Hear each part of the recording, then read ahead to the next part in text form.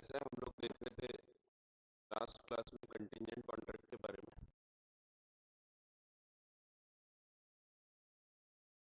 तो पिछली क्लास में क्या देखा एक बार बता देता हूँ, फिर हम आगे बढ़ते हैं। हमने पिछली क्लासेस में देखा कि कंटिंजेंट कॉन्ट्रैक्ट एक परफेक्टली वैलिड कॉन्ट्रैक्ट होता है। सिर्फ फर्क ये है कि ये परफॉर्म करना या नहीं करना ये डिपेंड करता है किसी अन्य घटना के ऊपर। ये घटना अगर घटित हो जाएगी तो फिर कॉन्ट्रैक्ट परफॉर्म होगा, नहीं होगी तो फिर कॉन्ट्रैक्ट परफॉर्म नहीं होगा। कभी कभी हम एक कॉन्ट्रैक्ट को कंटिंजेंट रख सकते हैं on non happening of a future uncertain event. That means अगर शिप नहीं आएगी तो कॉन्ट्रैक्ट परफॉर्म किया जाएगा। इस प्रकार के भी कंटिंजेंट कॉन्ट्रैक्ट हो सकते हैं। तो इसको डिफाइन किया गया है, contingent contract is a contract to do or not to do something if an event happens or does not happen. तो एक फ्यूचर अनसर्टेन इवेंट के ऊपर हम इसको निर्भर करते हैं। ये इवेंट जो है it should be a separate event, it should not be the part of the performance और कॉन्ट्रैक्ट। ये कॉन्ट्रैक्ट का हिस्सा नहीं होगा। जैसे अगर मैंने प्रीमियम पे किया और इंश्योरेंस कंपनी को बोला कि अगर आग लग जाएगी इस कार को तो तुम मुझे क्लेम देना, पैसा देना, तो यहाँ पे आग लग जाना is a separate event, it is not the part of performance. ये इस प्रोमिसेस का हिस्सा नहीं है, it is not the part of the reciprocal promises, it is a separate event. जो होगा अगर तो फिर कॉन्ट्रैक्ट परफॉर्म होगा, बट ये हमको करना नहीं है, ये परफॉर्म नहीं करना, it is not the part of performance. वही चीज हमने देखा था। अभी इसको हम थोड़ा रीड कर लेते हैं। तो हमने देखा था कोलेटरल इवेंट अलग इवेंट होता है, तो यही चीज लिखी हुई है। Collateral event is not the part of performance, ये परफॉर्मेंस का हिस्सा नहीं होता है, it is a separate event. तो अकॉर्डिंग टू पॉलॉक एंड मुल्ला, तो ये बड़े बड़े जो ऑथर्स होते हैं तो उनकी कमेंट्री होती है। तो वैसे ही यहाँ पे पॉलॉक एंड मुल्ला करके हैं, उन्होंने एक कमेंट्री में लिखा था कि कोलेटरल इवेंट क्या है, means an event which is neither a performance directly promise. तो ये परफॉर्मेंस नहीं है कि हम ये करेंगे, ऐसा नहीं है। ये अगर हो जाएगा तो कॉन्ट्रैक्ट परफॉर्म करना है, बट ये कार्य करना नहीं है। जैसे अगर समझो कार को आग लग जाएगी तो कॉन्ट्रैक्ट परफॉर्म करना है, लेकिन हमको कार को आग लगाना नहीं है। It is not the performance that has been promised as a part of contract, nor the whole of the consideration for the promise. ना ही ये कंसिडरेशन है। तो आप देखोगे कंसिडरेशन में नहीं आएगा, ये सेपरेट है। ये कहीं भी जितने भी कॉन्ट्रैक्ट देखो इसमें कंसिडरेशन में नहीं आता है, ये हमको देना देना नहीं है, ये अलग चीज है। तो ये कंसिडरेशन अलग हो गया, गुड्स देना, पैसे लेना, एंड शिप का आना नहीं आना ये एक अलग इवेंट हो गया। तो वही चीज बताई गई है। तो इलस्ट्रेशन दिया है, contract A contracts to pay B ₹1 lakh if बीज हाउस इज बर्न्ड। तो 1 लाख रुपए देने का वो वादा करता है। तो मान लो उसने प्रीमियम दे चुका है और अभी परफॉर्मेंस की बात आएगी जब अगर मकान जल जाएगा, तो ये इंश्योरेंस कॉन्ट्रैक्ट की बात हो रही है। This is a contingent contract because the burning of B's house is neither the performance promised as the part of contract. तो ये परफॉर्मेंस नहीं है कि मैं मकान को आग लगा दूंगा, ऐसा नहीं बोलना है। तो परफॉर्मेंस प्रॉमिस्ड में नहीं आएगा ये। Nor it is the consideration obtain from B, ना ही वो कंसिडरेशन है, दैट मीन्स उसको ये करना नहीं है। The liability of A arises only on happening of a collateral event which is an independent event but collateral to the main contract. तो ये इंडिपेंडेंट इवेंट है, एक अलग इवेंट है, बट वो सिर्फ जुड़ा हुआ है, सहायक है टू द मेन कॉन्ट्रैक्ट। कभी कभी कंटिंजेंट कॉन्ट्रैक्ट ये किसी के एक्टिविटी पे भी डिपेंड होते हैं। तो इवेंट पे तो डिपेंड होते हैं, कभी कभी कोई एक्टिविटी या डिसीजन इन पे भी डिपेंड कर सकते हैं। ऐसे केस में अगेन ये कंटिंजेंट कॉन्ट्रैक्ट कहलाएंगे, किसी के अगर एक्टिविटी या डिसीजन पे अगर वो डिपेंड करते हैं तो। फॉर एग्जांपल, मैंने अपने यहाँ ऑफिस में बोल दिया, एक सचिन सर है, उनको बोल दिया कि आप कंप्यूटर्स खरीद के लाओ, अपने को कंप्यूटर लैब बनाना है, लेकिन फाइनल डिसीजन कंप्यूटर के स्पेसिफिकेशंस वगैरह देख के मैं लूंगा। तो यहाँ पे मैंने एक कॉन्ट्रैक्ट करने बोला जिसमें कैप से एक कंप्यूटर, कुछ कंप्यूटर्स खरीदेगा, मान लो 10 कंप्यूटर हमको खरीदना है, लेकिन उसमें फाइनल डिसीजन मैं लूंगा उसको चेक करने के बाद कि क्या वो प्रॉपर स्पेसिफिकेशन के हैं, उसका रैम कितना है, एसएसडी कितनी है, तो हमारे वो काम आएगा या नहीं आएगा। तो ये सब सोच समझ के अल्टीमेटली फाइनल डिसीजन मैं लूंगा। जब मैं हाँ बोलूंगा तब जाके हम इसको परफॉर्म करेंगे। तो ये कॉन्ट्रैक्ट भी कंटिंजेंट है जिसमें कार्य करने मैंने बोल दिया, लेकिन फाइनल डिसीजन मेरे ऊपर डिपेंड करेगा। तो मैं उसको चेक करूंगा, अगर वो मुझे सही लगते हैं तब जाके मैं उसको हाँ बोलूंगा। तो ये भी एक प्रकार का कंटिंजेंट कॉन्ट्रैक्ट रहता है जो डिपेंड कर रहा है किसी पर्टिकुलर व्यक्ति के एक्टिविटी पे या डिसीजन पे। तो मैं अगर कोई कार्य कर रहा हूं तो उसके ऊपर डिपेंडेंट हो रहा है। जैसे कि इवन गारंटी कॉन्ट्रैक्ट्स ऐसे ही होते हैं कि अगर आपने लोन लेके आए और आप अगर पैसा नहीं दोगे तो मुझे पे करना पड़ेगा, तो आपके एक्ट के ऊपर डिपेंड कर रहा है, आप अगर पैसा नहीं दोगे तब मेरे को पे करना पड़ेगा। तो ये भी एक कंटिजेंट कॉन्ट्रैक्ट कहलाता है। इसीलिए कॉन्ट्रैक्ट ऑफ इंडेमनिटी, गारंटी, ये सब कंटिजेंट नेचर के आते हैं। तो हम आगे पढ़ेंगे इंडेमनिटी और गारंटी क्या है अगले चैप्टर में, उसके ऊपर हमको चर्चा करना है। सो ये किसी एक्टिविटी या डिसीजन पे भी डिपेंड कर सकते हैं। इस प्रकार के भी कंटिजेंट कॉन्ट्रैक्ट हो सकते हैं। वो कोई एक्ट ऑफ द पार्टी पे डिपेंड करे तो भी, या थर्ड पर्सन पे डिपेंड करे तब भी। तो dependent on the act of the parties. So a contract can also be contingent if it depends on the act of a party to the contract. तो either party to the contract or that of a third person, किसी third person के act पे भी depend कर सकता है। जैसे समझो मुझे आपको एक कार बेचना है, आप कार खरीदने को तैयार हैं। अब हमको यहाँ पे उसका प्राइस नहीं समझ में आ रहा है क्योंकि कार यूनिक है। समझो ऑडी R8 है मेरे पास, मैं वो बेचना चाहता हूँ, आप खरीदना चाहते हैं, लेकिन उसका प्राइस क्या लेना ये हमको नहीं समझ रहा क्योंकि यूनिक कार है। तो हो सकता है कि उसकी प्राइस डेप्रिशिएट होने के बदले बढ़ गई हो, तो हमको समझ नहीं रहा। तो हमने सोचा चलो अपन एक काम करेंगे, बबलू भाई है मैकेनिक है, उनके पास जाएंगे, बबलू भाई को पूछेंगे कि भैया इसकी क्या कीमत होना चाहिए आज की तारीख में, और वो जो भी प्राइस बताएंगे उस प्राइस पे हम डीलिंग करेंगे। तो यहाँ पे हमने एक थर्ड पार्टी के ऊपर छोड़ दिया कि वो प्राइस फिक्स करेगा। बाकी कॉन्ट्रैक्ट में सब चीज हमने डिसाइड कर लिया, लेकिन price is to be left to be fix by the third party. ये भी एक प्रकार का कंटिजेंट कॉन्ट्रैक्ट होगा। जब बबलू भाई उसका प्राइस फिक्स कर देंगे तब इस कॉन्ट्रैक्ट को परफॉर्म करना पड़ेगा। सो ये भी एक कंटिजेंट कॉन्ट्रैक्ट होता है। वैसे ही ये एक एग्जांपल जो मैंने आपको अभी दिया, a promise to purchase a computer if the managing director of the company approves it is a valid contract। ये भी एक वैलिड कंटिजेंट कॉन्ट्रैक्ट है जिसमें लिखा है कि अगर MD अप्रूव करेंगे तब जाके हम इस कॉन्ट्रैक्ट को परफॉर्म करेंगे। जैसे कंप्यूटर का मैंने एग्जांपल दिया था। एक एक्चुअल केस हुआ था, एक मिस्टर ए थे, उन्होंने कॉन्ट्रैक्ट किया था गवर्नमेंट के साथ कि हम तुमको टिम्बर सप्लाई करेंगे। टिम्बर मीन्स एक ऐप है जिसमें हम ऐसा क्लिक कर सकते हैं, नहीं वो नहीं, वो चाहिए होता है, सो वो टिंडर है। तो टिम्बर सप्लाई करेंगे और गवर्नमेंट इसका पैसा पे करने वाली है। लेकिन इसकी एक कंडीशन थी कि हम ये कब खरीदेंगे, तो हम पहले देखेंगे, चेक करेंगे, और हमारा एक सुपरिटेंडेंट है, सुपरिटेंडेंट अगर अप्रूवल देगा तब जाके हम इस कॉन्ट्रैक्ट को परफॉर्म करेंगे। ये टिम्बर क्यों चाहिए था इनको, तो बंदूक बनाने के लिए चाहिए था। सो बंदूक होती है जो लकड़े की हत्था रहता है उसमें, जिससे अपन शूट करते हैं। वो दो नली देखे होंगे आपने, मूवीज में बताते थे, डाकू लोगों के पास होती है जो, तो वो वाली बंदूक पहले वही चलती थी ज़्यादा। तो अभी तो कॉम्पैक्ट वाली पिस्टल आ गई, लेकिन पहले नॉर्मल वो बंदूक चलती थी। तो उसके लिए इनको चाहिए था टिम्बर। अब उसके लिए नॉर्मल टिम्बर नहीं चलेगा, आप आम की लकड़ी लेके वो बनाओगे तो दो चार बार में ही आप फायर करोगे तो टूट जाएगी। तो उसके लिए हार्डवुड चाहिए। तो इसीलिए superintendent of gun carriage factory है, वो जब अप्रूव करेगा कि ये टिम्बर अपने काम की है तब हम खरीदेंगे, ऐसा लिखा हुआ था। अब यहाँ पे पहले तो कॉन्ट्रैक्ट हो गया, बाद में गवर्नमेंट ने टिम्बर को रिजेक्ट कर दिया कि सुपरिटेंडेंट मना कर रहा है। सुपरिटेंडेंट ने बोल दिया कि नहीं ये हमारे काम की नहीं है, ये वाली लकड़ी वापस कर दो, और ये वापस कर दिया गया। अब ए बोलता है कि गवर्नमेंट ब्रीच ऑफ कॉन्ट्रैक्ट कर रही है, लेकिन जब कोर्ट में केस गया तो कोर्ट ने बोला ये ब्रीच नहीं है, ये एक प्रकार का कंटिजेंट कॉन्ट्रैक्ट है जो एक पर्टिकुलर व्यक्ति के डिसीजन पे डिपेंड कर रहा था।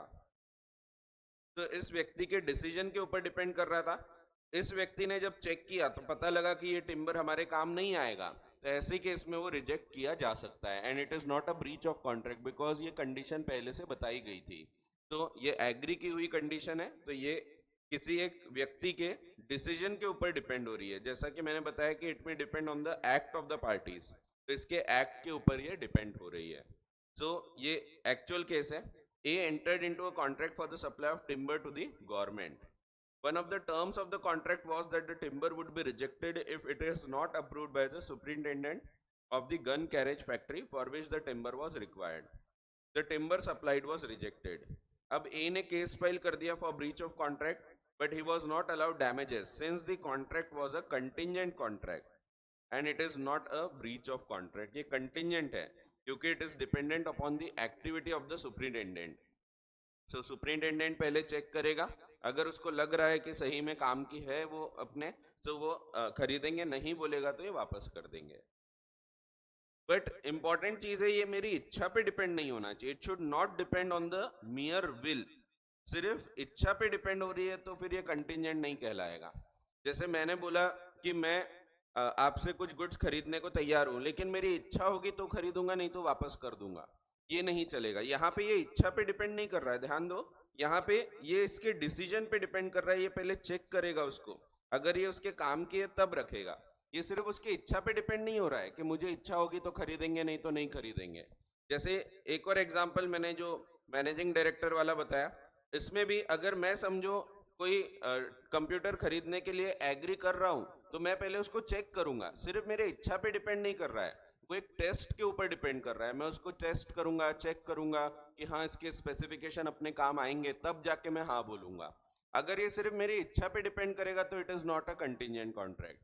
मैं एक टीवी खरीदने जाता हूँ, बाद में मैं लास्ट में कंडीशन रखता हूँ कि मेरी इच्छा होगी तो मैं खरीदूंगा, नहीं तो मैं नहीं खरीदूंगा, तो ये कोई कंटिजेंट कॉन्ट्रैक्ट नहीं है।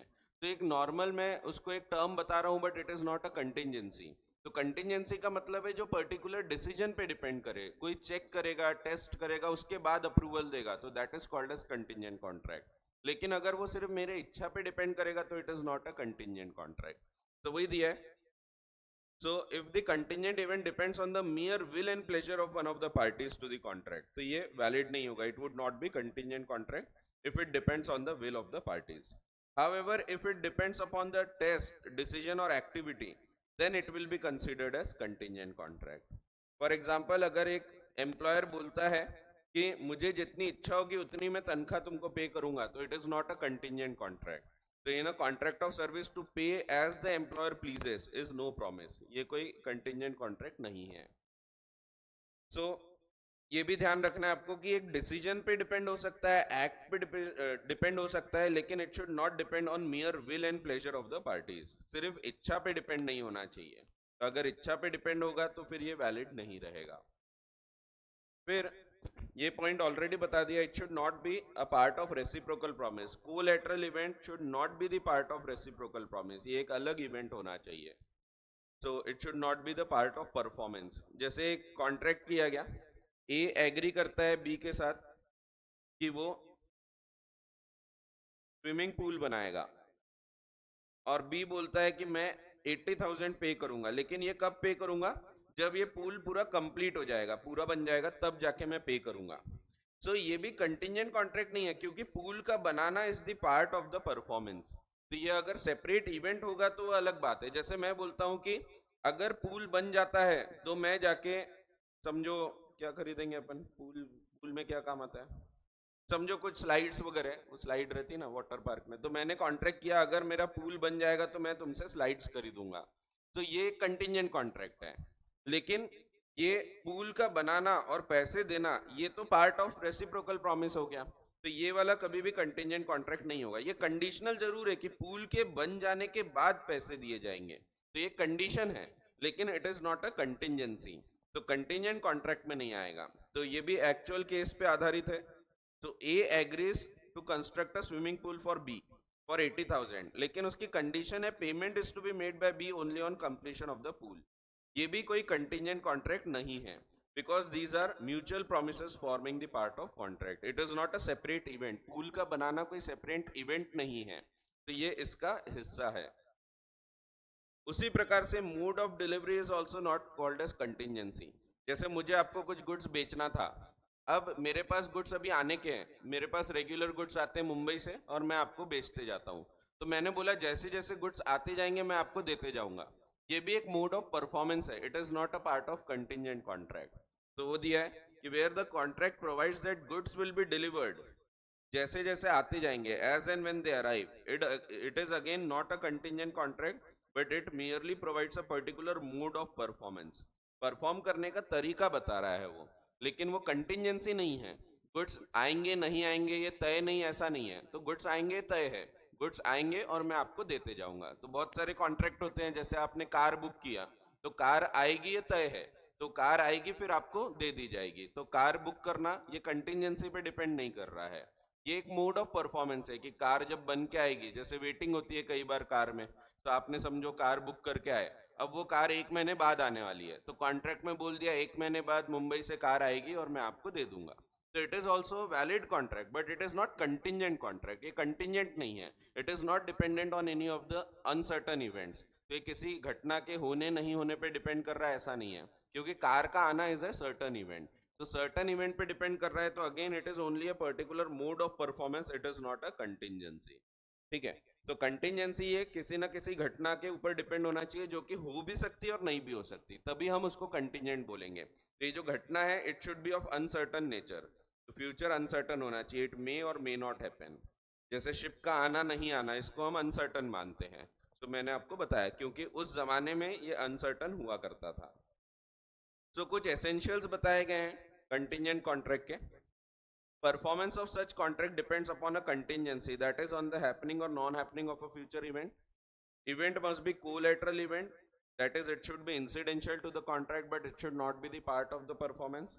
Event must be uncertain, uncertain होना चाहिए, अगर event होने ही वाला है तो contract तो perform हो गई, and again it is not a contingent contract, जैसे कि यहाँ पे गुड्स आने वाले हैं ये तय है, तो गुड्स जैसे जैसे आएंगे वैसे वैसे वो परफॉर्म करते जाएगा, तो it is again not a contingent contract, it is a valid contract but not a contingent contract, तो एक नॉर्मल कॉन्ट्रैक्ट है वो।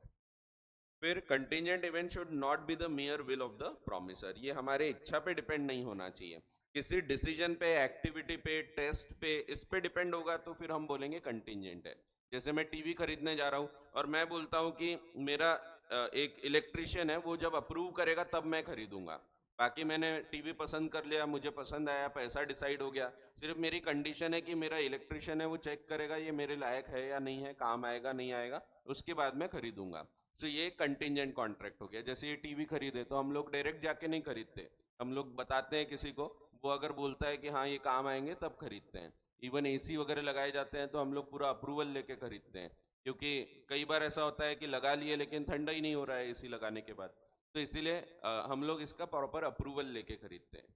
लेकिन मैं अगर बोलूंगा मेरी वाइफ अप्रूव करेगी तब मैं टीवी खरीदता हूँ, तो यहाँ पे ये कंटिजेंट नहीं रह गया, क्योंकि मेरे वाइफ के विल पे डिपेंड कर रहा है ये, तो ये कंटिजेंसी पे डिपेंड नहीं कर रहा, कोई टेस्ट पे डिपेंड नहीं कर रहा, तो टेस्ट पे डिपेंड होना चाहिए, जैसे इलेक्ट्रिशियन है वो टेस्ट करेगा, चेक करेगा वो टीवी के स्पेसिफिकेशन और फिर वो अप्रूवल देगा, तो ये कंटिजेंट है। लेकिन मेरी वाइफ कोई टेक्निकल पर्सन तो है नहीं, वो सिर्फ बोलेगी तो खरीदेंगे, नहीं बोलेगी तो नहीं खरीदेंगे, it is also a type of performance, mode of performance, but it is not a contingent contract. ठीक है, तो कंटिजेंट कॉन्ट्रैक्ट जो है ना ये किसी ना किसी डिसीजन पे डिपेंड होना चाहिए, टेस्ट पे डिपेंड होना चाहिए, एक्टिविटी पे डिपेंड होना चाहिए, but it should not depend on the mere will and pleasure of one of the parties, तो अगर वो डिपेंड कर रहा है on the mere will and pleasure of the party then it is not a contingent contract, तो ऐसा है। अब इससे रिलेटेड कुछ रूल्स देखेंगे हम जिससे ये पॉइंट और क्लियर होगा, और उसके बाद फिर कोई डाउट्स होंगे तो देख लेंगे, वैसे डाउट्स बचेंगे नहीं ये पूरे पॉइंट्स देखने के बाद। सो एक छोटा सा चार्ट बनाएंगे अपन, आपको भूख लगेगी तो खा लेना, अरे वो नहीं बना रहे, चार्ट बना रहे हैं, पांचट मारता हूं ना मैं।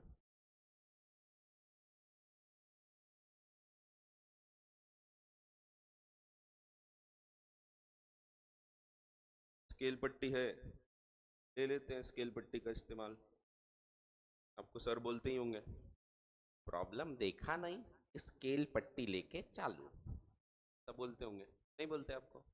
हमारे टाइम पे खूब बोलते थे, जिम्मेवारी का एहसास नहीं है, तो ऐसा भी बोलते थे सर, अच्छी बात है, कोई ना कोई डांटते रहना चाहिए। पूरा पेज लग जाएगा, आधे पेज में बनाओ तो अच्छा रहेगा, आधा सीधे भी बनाओगे तो ठीक है चल जाएगा, अगर चालू नहीं किए होंगे तो आधे पेज में बनाओ।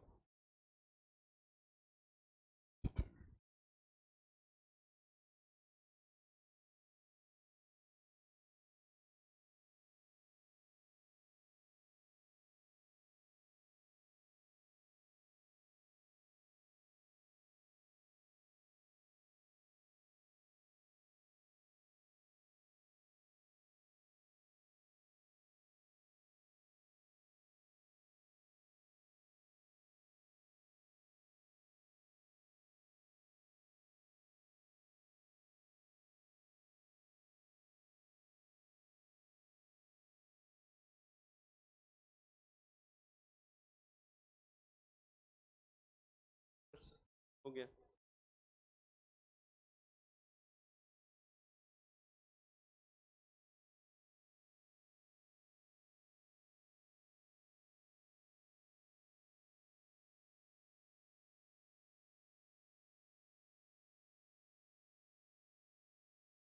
तो पहले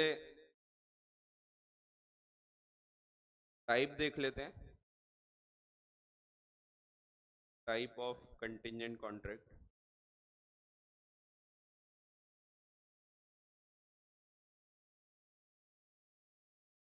अलग अलग प्रकार हैं, उसके हिसाब से रूल्स डिसाइड करेंगे हम। फिर एग्जाम्पल ले लेते हैं।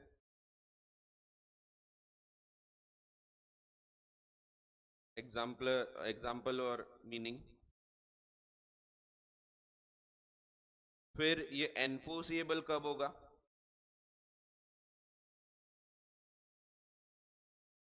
ये कब वॉइड हो जाएगा, वॉइड इफ। ऐसा करके हम अलग अलग प्रकार से इसको समझेंगे। सो एक कंटिंजेंट कॉन्ट्रैक्ट अगर डिपेंड कर रहा है किसी एक घटना के घटित होने पे, तो वो एक कंटिंजेंट कॉन्ट्रैक्ट कहलाता है।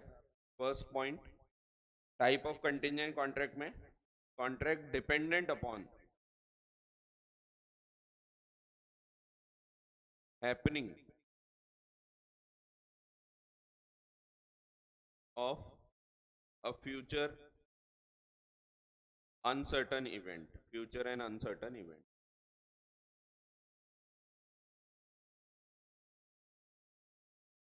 जैसे कि सेम एग्जांपल ले लेते हैं। ए ने बी को बोला वो गुड्स लाके देगा, बी ने ए को बोला वो पैसे देगा। लेकिन ये कॉन्ट्रैक्ट डिपेंड किस पे कर रहा है, तो एक पर्टिकुलर शिप के आने के ऊपर। शिप है,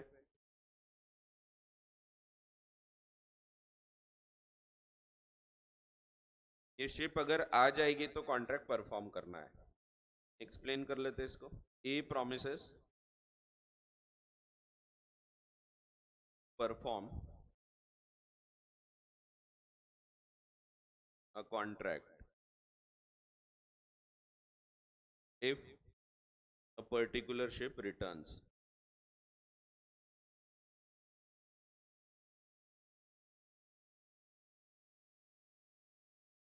तो सोच सोच के लिखते जाओ। तो कॉन्ट्रैक्ट में क्या बोला गया कि अगर शिप आ जाएगी तो कॉन्ट्रैक्ट परफॉर्म करना है। तो कब परफॉर्म करेंगे, जब शिप आ जाएगी। तो enforceable if the event happens.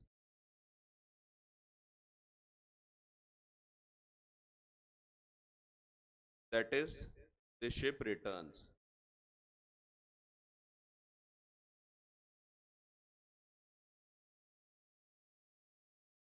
तो यहाँ पे एग्जाम्पल्स एक्ट में दिए हुए हैं। कई बार लिखा दिखेगा कि A promises to pay B a sum of money if a particular ship returns.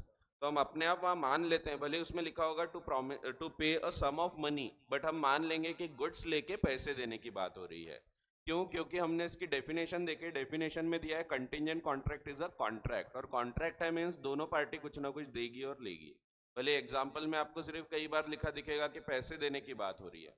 अब इसको ऐसा क्यों इंटरप्रेट कर रहे हैं, तो ये अगेन आप इंटरमीडिएट में देखोगे, जब इंटरप्रिटेशन ऑफ स्टैट्यूट नाम का एक कानून आपको पढ़ना है, वहां पे दिया हुआ है कि क्यों हम इस प्रकार का इंटरप्रिटेशन उसका लेते हैं। तो आपको वहां पे मैं ये एग्जांपल दूंगा आपको कि शिप के आने को एक तो कंटिजेंट क्यों मानते हैं, क्योंकि एक रूल होता है कि जब हम कोई कानून पढ़ते हैं तो उस जमाने में जाके पढ़ना पड़ता है जब वो बनाया गया था, तो उस टाइम ये कंटिजेंट माना जाता था, ये एक रूल होता है। दूसरा रूल, जो इलस्ट्रेशन दिए हैं उसको हमको ऐसा समझना चाहिए जैसा एक्ट में लिखा है उसके हिसाब से। तो एक्ट में लिखा हुआ है डेफिनेशन ऑफ कंटिजेंट कॉन्ट्रैक्ट कि contingent contract is a contract. जब इन्होंने बोल दिया कॉन्ट्रैक्ट है, that means there will be consideration for both the parties. एक पार्टी पैसा दे रही है, दूसरा गुड्स दे रही है। तो भले ही आपको एग्जाम्पल में कभी कभी लिखा दिखेगा कि पैसे देने का वादा किया है, तो हम अज्यूम कर लेंगे बदले में गुड्स मिल रहे हैं। ठीक है। सो अगर एक कॉन्ट्रैक्ट डिपेंड कर रहा है किसी एक घटना के घटित होने के ऊपर, तो ये कब परफॉर्म करेंगे, तो जब ये घटना घटित हो जाएगी। अगर शिप आएगी तो हम कॉन्ट्रैक्ट परफॉर्म करने का वादा कर रहे थे, तो शिप आ गई तो कॉन्ट्रैक्ट परफॉर्म कर दो। और ये वॉइड कब हो जाएगा? कब हो जाएगा? जब शिप नहीं आएगी। और कोई आंसर? ये गलत आंसर है। सही आंसर, और थोड़ा दिमाग लगाओ। हमने बोला शिप आएगी तो कॉन्ट्रैक्ट परफॉर्म करना है। हमने कोई टाइम की बात नहीं की है, कब तक आना चाहिए शिप। तो यहाँ पे आप देखो कोई टाइम नहीं लिखा है। हमने सिंपली बोला शिप आएगी तो कॉन्ट्रैक्ट परफॉर्म करना है। आज शिप आ गई तो आज कॉन्ट्रैक्ट परफॉर्म हो गया। लेकिन समझो आज नहीं आई, तो हम इसको वॉइड नहीं बोल सकते। तो if the event did not happen तो हम इसको वॉइड नहीं बोल सकते, क्योंकि हमने टाइम की बात नहीं की है यहाँ।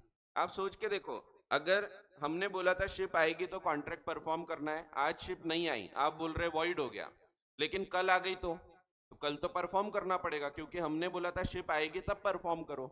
इसीलिए हम इसको वॉइड नहीं बोल सकते अभी, जब तक ये तय नहीं होता कि शिप अब कभी नहीं आएगी। तो ये इवेंट का इम्पॉसिबल होना जरूरी है, तब जाके ये वॉइड होगा। अगर ये इवेंट आज हुआ नहीं तो भी कल हो सकता है, परसों हो सकता है, 10 दिन बाद हो सकता है, 1 महीने बाद, या इवन 1 साल बाद हो सकता है, 10 साल बाद भी हो सकता है। तो हमने टाइम की तो बात की ही नहीं। हमने सिंपली बोला जब शिप आएगी तो कॉन्ट्रैक्ट परफॉर्म करना है। आज नहीं भी आई तो कल आ सकती है, तो कॉन्ट्रैक्ट अभी भी चालू है, कॉन्ट्रैक्ट वॉइड नहीं हो गया। तो कल आ सकती है, 10 दिन बाद आ सकती है, तो हमको रुकना पड़ेगा, हम अभी इसको वॉइड नहीं बोल सकते। तो ये कॉन्ट्रैक्ट वॉइड नहीं होगा अगर इवेंट नहीं होता है, तो ये कॉन्ट्रैक्ट चालू रहेगा। लेकिन जब ये तय हो जाएगा कि शिप अब कभी नहीं आएगी, तब ये वॉइड होगा। जैसे समझो शिप डूब गई, अब डूब गई तो अब कभी नहीं आएगी। हमने बोला था कि शिप आएगी तो कॉन्ट्रैक्ट परफॉर्म करेंगे, बट अब शिप का आना पॉसिबल ही नहीं है, दैट मीन्स अब ये कॉन्ट्रैक्ट कभी परफॉर्म नहीं होगा। तो ये कब वॉइड होता है? When the event becomes impossible. It does not become void if the event did not happen. तो अगर इवेंट नहीं होगा तो वॉइड नहीं होता। कब वॉइड होता है? जब इवेंट का नहीं होना तय हो जाएगा, when it is certain that the event will never happen. क्योंकि शिप डूब गई तो वापस नहीं आएगी। तो जो चीज डूब जाती है, टाइटेनिक डूबा था, वापस थोड़ी आया। तो एक शिप आती है सिर्फ, ब्लैक पर्ल, वैसे अंदर जाती है पानी के, फिर वापस आती है, पायरेट्स ऑफ द करेबियन वाली। तो बाकी की शिप वापस नहीं आती, वो तो कुछ भी बताते हैं। तो रहता है ऐसे, मूवीज में बताते हैं आयरन मैन है, उड़ रहा है इधर उधर, कुछ भी बताते हैं। तो बन जाएगी टेक्नोलॉजी। लेकिन कैप्टन मार्वल जैसे लोग वो तो हो ही नहीं सकते, कुछ भी बताते। थैनोस है, चुटकी बजा रहा, कितना अच्छा इंसान था थैनोस, मार दिए बेचारे को। नहीं, उसकी सोच बहुत सही थी। सोच कितनी एकदम अच्छी सोच थी दुनिया में। लेकिन उसकी एक सोच गलत थी, उसने प्रोबेबिलिटी बेसिस पे 50% लोगों को ख़त्म करने का सोचा था। कि उसने ये नहीं सोचा अच्छे लोग कम होना, बुरे लोग कम होना। वैसे वो भी सही सोच है। उसने सोचा था मैं चुटकी बजाऊंगा और 50% ऑफ द पॉपुलेशन, या जो भी जीव जंतु है वो सब खत्म हो जाएंगे, 50% लोग। और 50% लोग का खत्म होने में सबके पास अच्छे रिसोर्सेज रहेंगे, तो दुनिया ज़्यादा शांति प्रिय रहेगी। ये सोचा था उसने। तो वैसे देखे तो सोच बहुत अच्छी थी उसकी। लेकिन उसने ये नहीं सोचा अच्छे लोगों को ख़त्म करना चाहिए या बुरे लोगों को। उसने प्रोबेबिलिटी के बेसिस पे 50% कैसे भी ख़त्म हो जाए, कुछ अच्छे कम होंगे कुछ बुरे कम होंगे, ऐसा सोच के चुटकी बजाया था उसने। देखे होंगे आपने मूवीज़ में। तो लेकिन सच में अच्छी सोच थी बेचारे की, अपन ने उसको बुरा बना दिया। अच्छा इंसान था। तो ऐसा होता है, इंसानों का नज़रिया अलग ही होता है ना, इंसान बड़ा ही स्वार्थी होता है। जैसे आपने देखे कोविड देव आए थे, तो सबके लिए देवता था वो, सिर्फ इंसानों के लिए दानव था। अब देखो ना, पूरा पर्यावरण कितना शुद्ध हो गया था, जीव जंतु फूल रहे फल रहे थे, पोल्यूशन कम हो गया था। तो वो देवता था। लेकिन इंसानों के लिए वो सही नहीं था, इसीलिए इंसानों ने, बाकी पूरे दुनिया के लिए सही था वो, जितने भी जीव जंतु के बारे में सोचो सबके लिए सही था। लेकिन अपने लिए ही सबसे बुरा था, इसीलिए अपन ने उसको दानव बोल दिया। तो दानव तो हम हैं, तो असुर है अपन। हाँ, एक्चुअल में। तो ये सब देव दानव ये सब जो माइथोलॉजी में आप देखोगे, जो सबका फायदा करते हैं, अच्छा रहता है, वो देव है। जो बुरा करते रहते हैं असुर है, अपन है। ठीक है, चलो जाओ दिया। तो वापस आते हैं, हम कहाँ जा रहे हैं? शिप से। तो शिप में आ रहे हैं हम वापस। शिप डूब गई, तब ये शिप कभी नहीं आएगी, और इसीलिए तब जाके हम बोलेंगे ये वॉइड हो गया। तो ये वॉइड कब होता है? When if the event becomes impossible.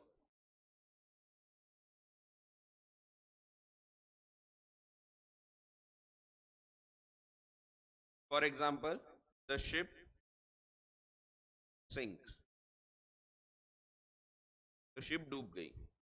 तो ऐसे केस में ये इम्पॉसिबल हो जाएगा, इम्पॉसिबल हो गया तो वॉइड हो जाएगा। लेकिन अगर इवेंट नहीं हुआ, शिप डूबी नहीं है, तो it does not become void.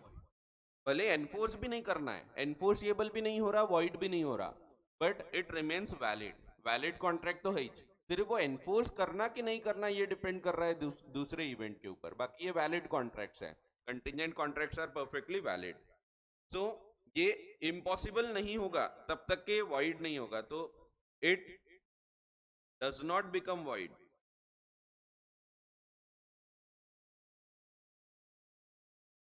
if the event did not happen।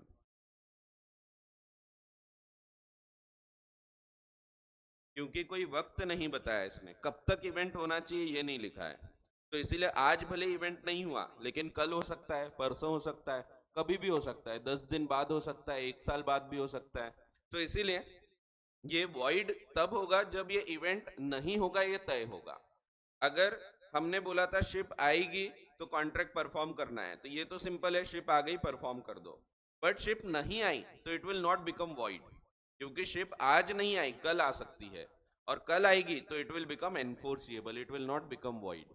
And therefore it does not become void जब तक के इवेंट इम्पॉसिबल नहीं होता।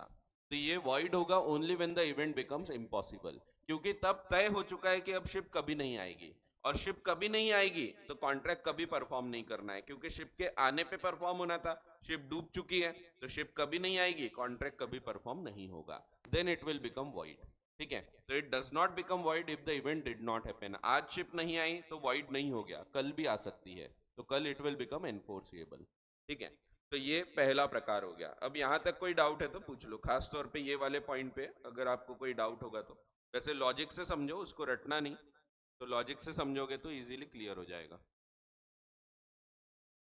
यहाँ रीजनेबल टाइम की बात नहीं लिखी गई है, क्योंकि टाइम का एलिमेंट अलग से हम देखेंगे, अलग से कुछ ऐसे केसेस हैं जिसमें टाइम का एलिमेंट डाला है कि 1 साल तक अगर शिप नहीं आएगी तो क्या होगा, तो टाइम का क्या इम्पैक्ट होगा वो भी हम देखने वाले हैं। तो अभी 2 पॉइंट ये वाले देखेंगे विदाउट टाइम, उसके बाद के 2 पॉइंट में टाइम का एलिमेंट रहेगा। ठीक है, हाँ, ठीक है। सो ये हो गया पहला, dependent on happening of a future uncertain event. दूसरा, डिपेंडेंट ऑन, अब नॉन हैपनिंग के ऊपर डिपेंड कर लेते हैं।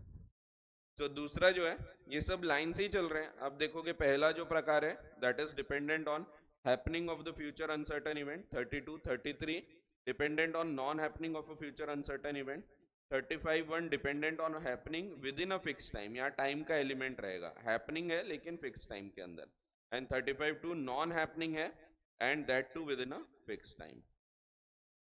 फिर dependent on future conduct of a person, conduct of a person के ऊपर डिपेंड कर रहा है, तो ये अलग रहेगा। ठीक है, सो यहाँ पे अभी हम विदाउट टाइम का एलिमेंट देख रहे हैं, आगे फिर टाइम का एलिमेंट डाल के भी इसको समझेंगे। सो पहला है जो हमने पढ़ा अभी 32, ये सेक्शन 32 है। सेक्शंस वैसे याद रखने की जरूरत नहीं है आपको, सेक्शन 32। फिर 33 रहेगा, dependent on non happening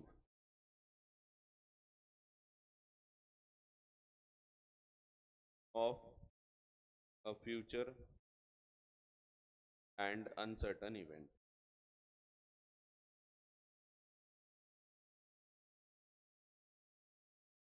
similar example लेते हैं, वही ऊपर जो लिया हमने, ए प्रॉमिस करता है बी को गुड्स ला के देगा, बी प्रॉमिस करता है ए को पैसे ला के देगा, लेकिन ये वादा कब पूरा करना है, तो एक पर्टिकुलर शिप है, ये शिप अगर नहीं आएगी तो कॉन्ट्रैक्ट परफॉर्म करना है। तो A promises to perform a contract if a particular ship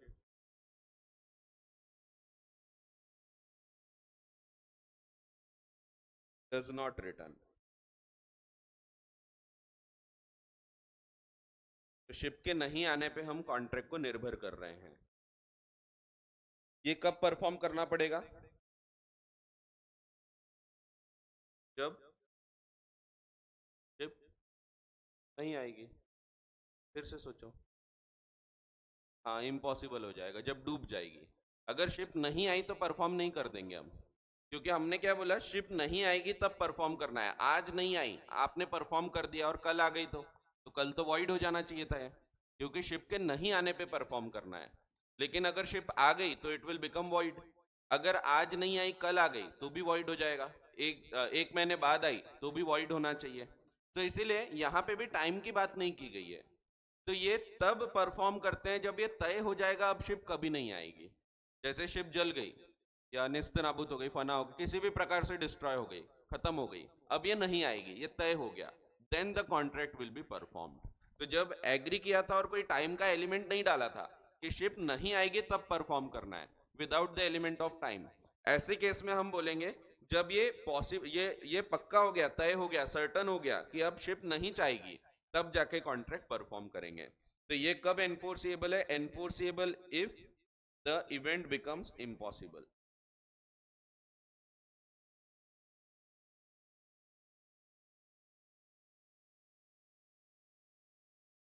that is the ship sinks. Again, it does not become enforceable if the event does not happen. अगर इवेंट नहीं होगा तो enforceable नहीं है। जब ये तय हो जाएगा अब ये इवेंट कभी नहीं होगा तब enforceable होगा। और अगर शिप आ गई तो the contract will become void. So the contract will become void if the event happens.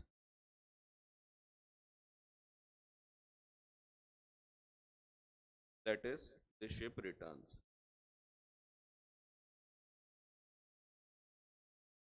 अगर शिप आ जाती है तो contract will become void. Again, it will not be enforceable, will not become enforceable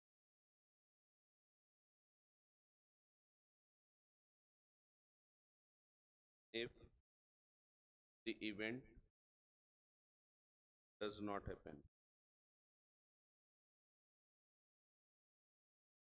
event के नहीं होने पे enforceable नहीं होता, लेकिन जब ये तय हो जाएगा कि इवेंट अब कभी नहीं होगा तब एनफोर्सेबल होगा।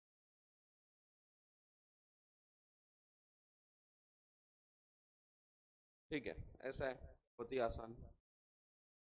तो अगर पहला समझ गया तो दूसरे में भी कोई तकलीफ तो होना नहीं चाहिए, बट फिर भी कोई तकलीफ है तो आप पूछ सकते हैं। लॉजिक से समझो, उसको रटने की कोशिश मत करना। तो पूरा ही कानून जो है ना, रटने की चीज़ नहीं होती। बहुत लोग रटने का ट्राई करते हैं, लॉ है तो रटना पड़ता है, बट आप देख लो अभी तक एक भी चीज़ अपन ने रट के नहीं पढ़े, सब चीज़ समझते जा रहे हैं। तो इवन बेसिक से बेसिक चीज़ें जो है, आपको कुछ भी रटने की आवश्यकता नहीं है, समझते जाओ हर चीज़ को एग्जाम्पल्स के साथ, इजीली क्लियर होते जाएगा सब। कोई डाउट है तो पूछ लो। फिर थर्ड प्रकार देखेंगे जिसमें हम सिर्फ टाइम का एलिमेंट डालेंगे। अगेन डिपेंडेंट ऑन हैपनिंग है, but with in a fix time.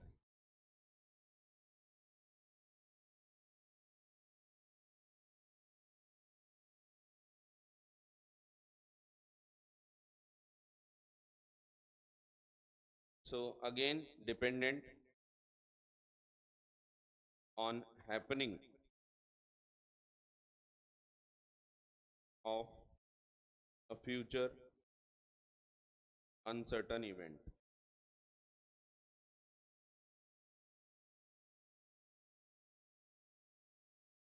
but within a fixed time.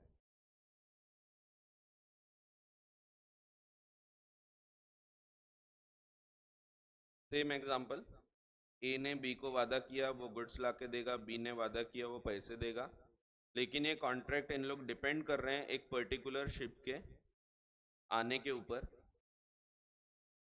और ये शिप आना चाहिए with in a fix time. ये टाइम एलिमेंट आ गया, घड़ी है ये, टमाटर नहीं है। तो ए promises perform contract if a particular ship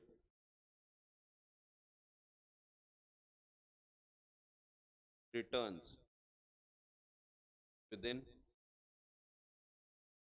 7 days, 7 दिनों के अंदर अगर ये शिप आ जाएगी तो हम कॉन्ट्रैक्ट परफॉर्म करेंगे।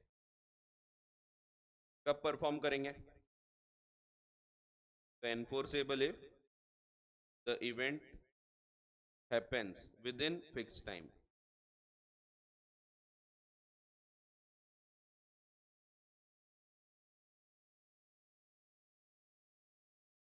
That is ship returns with in 7 days, तो कॉन्ट्रैक्ट परफॉर्म करो। और वॉइड कब हो जाएगा? दो केस में वॉइड हो जाएगा। एक, भले ही 7 दिन नहीं बीते बट शिप डूब गई, शिप डूब गई तो बात खत्म हो गई, अब ये कॉन्ट्रैक्ट वॉइड हो गया। दूसरा, शिप तो नहीं डूबी बट 7 दिन बीत चुके हैं, हमने बोला था 7 दिन में शिप आएगी तो परफॉर्म करना है, 7 दिन में शिप नहीं आई तो परफॉर्म नहीं करना, इट विल बिकम वॉइड। ठीक है, तो ये वाला अब दो केस में वॉइड हो जाएगा। एक जो ऊपर हमने पढ़ा, if the event becomes impossible,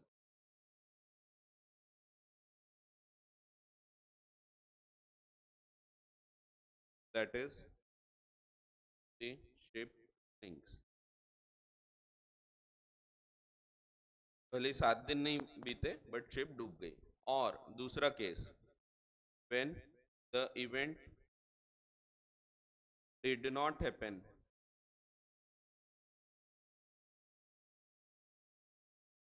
with in fix time,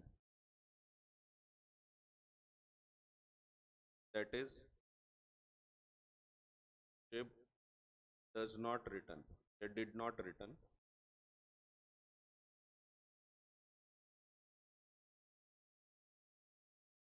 within 7 days, 7 दिन बीत गए और शिप नहीं आई तो कॉन्ट्रैक्ट विल बिकम वॉइड। ठीक है, ये सेक्शन 35 में आता है, 51। तो ऐसा है, होती आसान, जीवन में पढ़ाई से आसान कुछ भी नहीं, ऐसा बोलने के पहले खूब पढ़ लेना पड़ता है। हाँ, नहीं तो मैं अपने बच्चों को बोल रहा पढ़ाई बहुत आसान होती है, मैं खुद ही नहीं पढ़ा, बोलेंगे पिताजी आपने क्यों नहीं पढ़े, फिर इतना ही आसान था तो।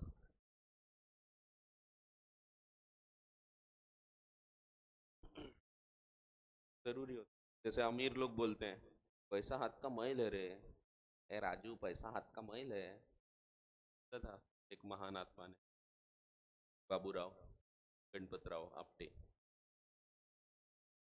अमीर आदमी बोल सकता है, गरीब आदमी कभी बोलता है क्या पैसा हाथ का मैल है, ये सब मोह माया है? नहीं, अमीर आदमी बोलता है सिर्फ, जिसके पास पैसा बहुत है ना वो बोलेगा ऐसा।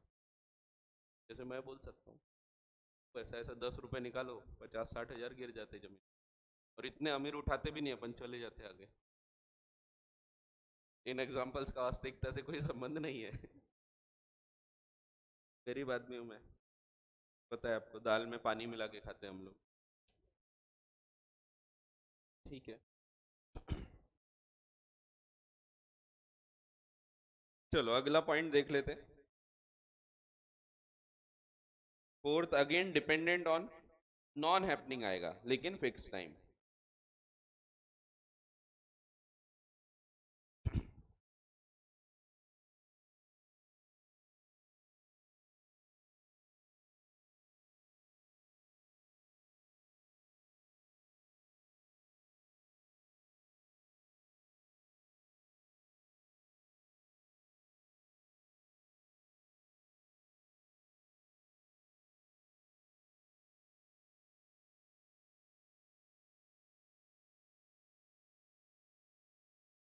स्केल पट्टी की फिर से जरूरत पड़ रही है।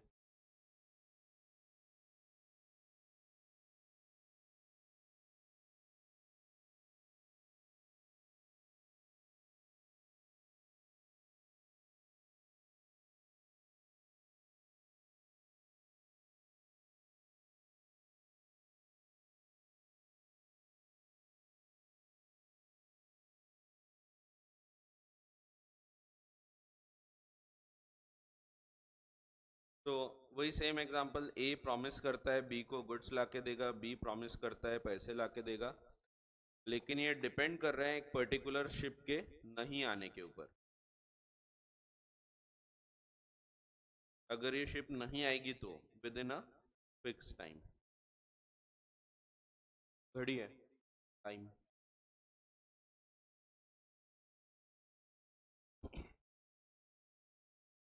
तो ए promises perform a contract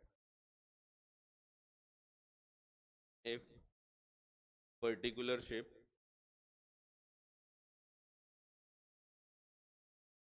does not return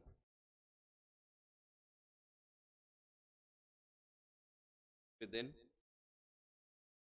7 days। तो ये कॉन्ट्रैक्ट कब परफॉर्म होगा? एनफोर्सेबल इफ तो ऊपर लिखा ही है, if the event does not happen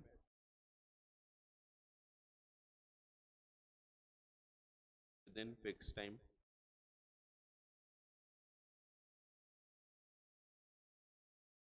that is ship does not return within 7 days, पहला। और दूसरा, और the event becomes impossible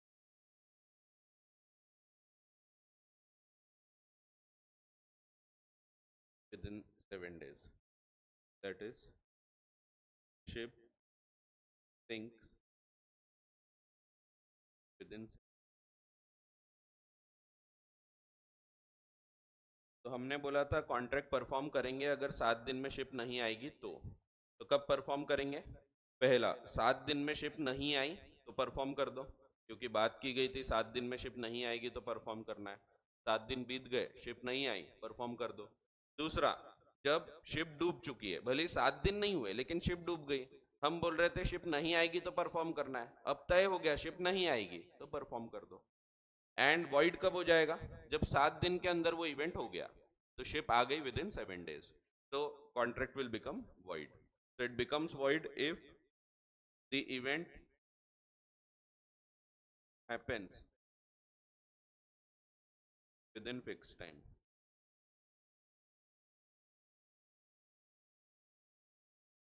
that is ship returns within 7 days। 7 दिनों के अंदर अगर शिप आ जाती है तो इट विल बिकम वॉइड।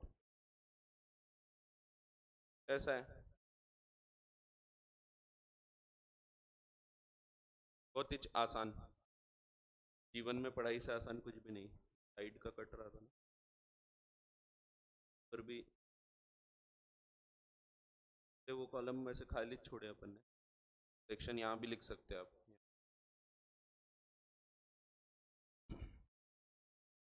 ऐसा है, बहुत ही आसान।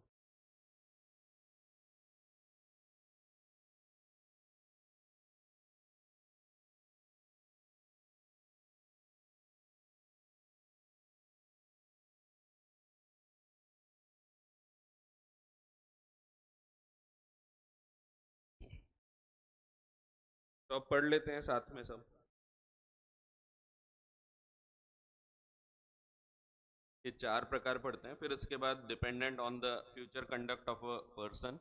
जैसे हमने देखा था बबलू भाई अगर प्राइस फिक्स कर देंगे तब हम कॉन्ट्रैक्ट परफॉर्म करेंगे, वो भी एक प्रकार है। तो यहाँ पे फिट बिठाने की जरूरत नहीं है, अलग से भी पढ़ सकते हैं उसको। एंड एक है जो dependent on an impossible event है, तो वो 2 बाद में देखते हैं, पहले ये 4 पढ़ लेते हैं। तो देखते हैं, rules regarding enforcement of contingent contract, section 32 to 36 of the contract act contains certain rules regarding contingent contract, they are summarized below। पहला है section 32 dependent on the happening of a future uncertain event, so it is enforceable when the event happens। ये तो simple है, ship आएगी तो contract perform करने की बात थी, शिप आ गई, कॉन्ट्रैक्ट परफॉर्म कर दो। Explanation: Contracts contingent upon happening of a future uncertain event cannot be enforced by law unless and until that event has happened. If the event becomes impossible, such contracts become void. Note: it should be noted that it does not become void if the event did not happen, since no time for its happening is prescribed. Thus, even if the event has not happened yet, it may happen subsequently till the event does not become impossible. और इसीलिए void नहीं होता, भले आज event नहीं हुआ, कल हो सकता है, परसों हो सकता है, कभी भी हो सकता है, और इसलिए it will not become void. कुछ इलस्ट्रेशन जो आपको एक्ट में ही लिख के दिए हैं. A makes a contract with B to buy B's horse. तो ए बोलता है बी को कि मैं घोड़ा खरीदूंगा, और बी इसका पैसा देने को तैयार है, सॉरी ए इसका पैसा देने को तैयार है. लेकिन एक दिक्कत है कि ये जो घोड़ा है ना, ये अभी मिस्टर सी राइड करता है. मान लो सी इसके पिताजी हैं और सी अभी हॉर्स राइडिंग करता है, इसीलिए बी बोलता है मैं हॉर्स बेचूंगा तो, लेकिन जब सी गचक जाएगा तब, तो पिताजी के गचकने के बाद मैं ये घोड़ा तुमको बेच दूंगा.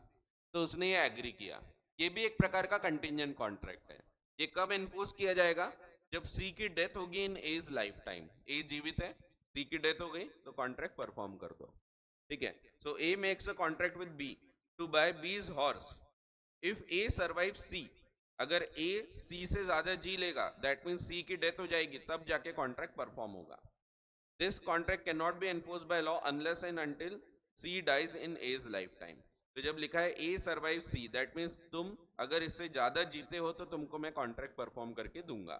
तो सी का गचकना जरूरी है और ए का जीवित रहना जरूरी है, तब जाके कॉन्ट्रैक्ट परफॉर्म होगा. ठीक है. अगर सी पहले गचक गया तो कॉन्ट्रैक्ट परफॉर्म हो जाएगा, ए पहले गचक गया तो कॉन्ट्रैक्ट वॉइड हो जाएगा. ठीक है. और हॉर्स गचक गया तो अगेन वॉइड हो जाएगा. सवाल आते हैं ना सर, घोड़ा गचका तो खत्म हो जाएगा again. Destruction of subject matter, लासा की डेथ हो जाना, बस वही सेम एग्जांपल है. तो सब्जेक्ट मैटर की डेथ हो, हाँ बी की डेथ हो गई, तो यहाँ पे क्या होगा? कॉन्ट्रैक्ट चालू है, उसके रिप्रेजेंटेटिव पूरा करेंगे, यहाँ खत्म नहीं हुआ. ठीक है. गुड्स के कॉन्ट्रैक्ट है तो it will devolve upon the legal hairs. ठीक है. तो अगर बी की डेथ हुई तो कॉन्ट्रैक्ट खत्म नहीं होता है, तो छोटा बी आ जाएगा उसकी जगह पे. छोटा बी उसका जो भी लीगल वारिसदार होगा, एंड ही विल परफॉर्म अगर सी की डेथ होती है तो ऐसा है. A makes a contract with B to buy B's horse. If A survives C, this contract cannot be enforced by law unless and until C dies in A's lifetime. एक और example दिया है. A contracts to pay B a sum of money. यहाँ पे मैंने आपको बताया, कई बार लिखा होगा पे अ सम ऑफ मनी, लेकिन हम ये सम ऑफ मनी को मान लेंगे एक कॉन्ट्रैक्ट हो रहा है, मान लेंगे कि वो पैसा देगा और बदले में कुछ गुड्स लेगा. तो ये मान लेंगे. क्यों? क्योंकि डेफिनेशन जैसी लिखी होती है ना, उस हिसाब से हम इलस्ट्रेशन को इंटरप्रेट करते हैं. डेफिनेशन बोलता है contingent contract is a contract. तो जब बोला है कॉन्ट्रैक्ट है, that means there should be mutual consideration. तो भले आपको इलस्ट्रेशन में नहीं दिया है, बट हम उसको उस हिसाब से पढ़ते हैं कि हम मान लेते हैं पैसा दे रहा है, बदले में कोई गुड्स लेगा.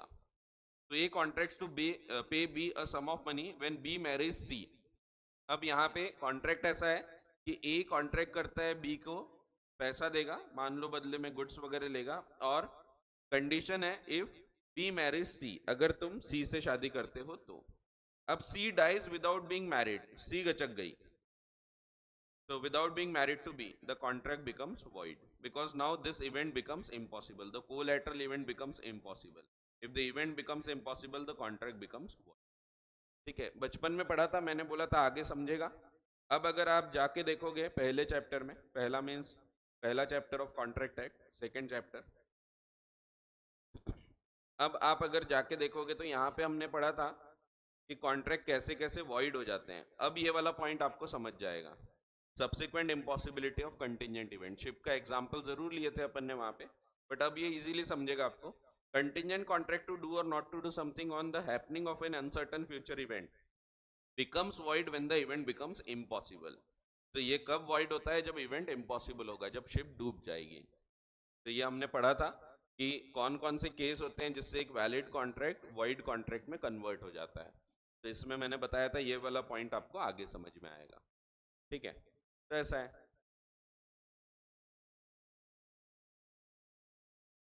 हाँ वॉइड हो गया। नहीं तो इसीलिए मैंने बताया वो शादी करने का पैसा वैसा मत मानो उसको। अगर आप वैसा मानोगे कि शादी कर ले तेरे को पैसे मिलेंगे ये वाला है तो ये इलीगल ऑब्जेक्ट हो गया, फिर oppose to public policy type हो गया। लेकिन ये वैसा मत मानो, ये ऐसा मान लो कि समझो केटरिंग वगैरह की सर्विस का कॉन्ट्रैक्ट है कि शादी अगर हो जाएगी तो कॉन्ट्रैक्ट परफॉर्म होगा, वैसा कुछ है। तो इसीलिए वहां मान लो कि वो गुड्स देगा या कोई सर्विस देगा और बदले में पैसे लिए जा रहे हैं, ऐसा मान लो।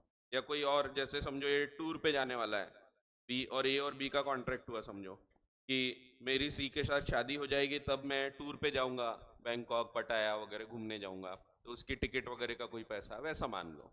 ठीक है, तो इस प्रकार का कॉन्ट्रैक्ट है ये। ठीक है, तो ऐसा है। भले सम ऑफ मनी लिखा है लेकिन मैं बोला आपको ये ध्यान रखो कॉन्ट्रैक्ट रहेगा।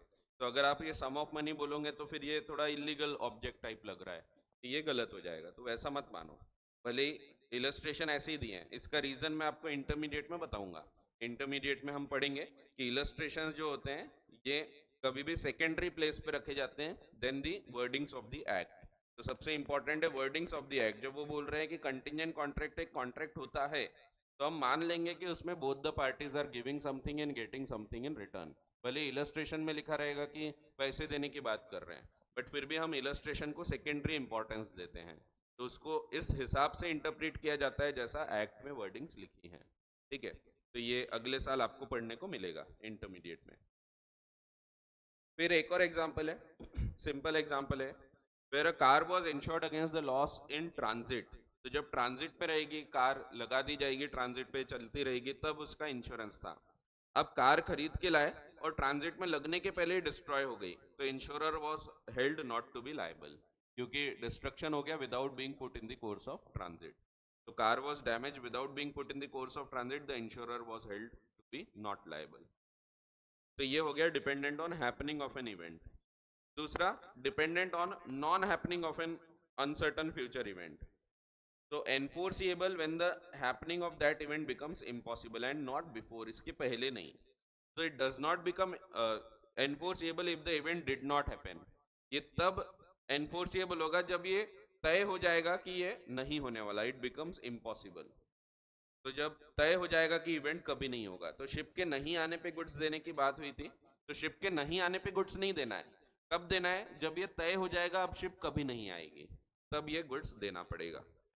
Contingent contracts depending upon the non happening of an uncertain future event can be enforce when the happening of that event becomes impossible and not before.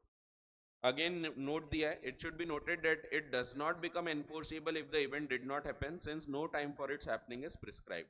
Thus, even if the event has not happened yet, it may happen subsequently till the event does not become impossible. Example दिया है, A agrees to pay B. Again to pay लिखा होगा but हम मान लेंगे contract हो रहा है। A sum of money if a certain ship does not return. The ship is sunk, ship डूब गई, अब वो नहीं आएगी, तो contract can be now enforced. A agrees to pay a sum of money to B if a certain ship does not return, but the ship returns back, the contract becomes void. ठीक है, तो event हो गया, जबकि हम बोल रहे थे इवेंट नहीं होगा तब परफॉर्म करना है, तो इवेंट हो गया तो कॉन्ट्रैक्ट बिकम्स इम्पॉसिबल। फिर third, dependent on happening within a fix time, enforceable if the event happens with in that time. Contracts contingent upon the happening of an event within a fixed time become void if at the expiration of time fixed such event has not happened, or if before the time fixed such event becomes impossible. Void कब हो जाएगा? जब event नहीं हुआ और वक्त बीत गया, या वक्त नहीं बीता बट शिप डूब चुकी है। तो सेम एग्जांपल दिया आपको शिप वाला, A promises to pay B a sum of money, contract हो रहा है। If a certain ship returns within a year, the contract may be enforced if the ship returns within a year, and becomes void if the ship is burnt within a year, since the event becomes impossible.